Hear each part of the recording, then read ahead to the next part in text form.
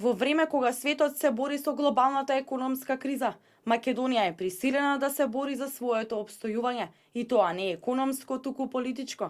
Сдруженијето на македонски граѓани Камени мост од Италија со писмо порачуваа дека разните калкулации и постизборен инженеринг водат само кон продолбочување на кризата. Апелираме сите политички партии во Македонија да го вклучат разумот, посебно поразените страни, доколку сакаат да се издигнат во очите на граѓаните и да ја почнат да ја придобиваат нивната доверба со работа и залагање, а не со купување на гласови претежно албански. Редно е да подадат рака и да ја честитаат победата, а веднаш потоа да се реорганизираат и да почнат со демократски методи на работа, како што деликува на една конструктивна и силна опозиција.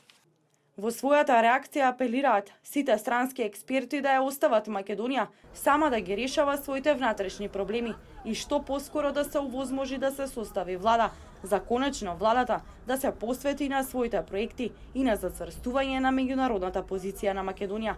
Во изминативе денови реакции пристигна и од Сдруженијето Македонско сонце од Флорида, од Охајо, Детройт и од обединетите македонски организации на Западна Австралија. Диаспората порачува дека треба да се почитува волјата на граѓаните и дека крајно време е сите политички лидери во Македонија да ја стават државата и нејзините граѓани на прво место.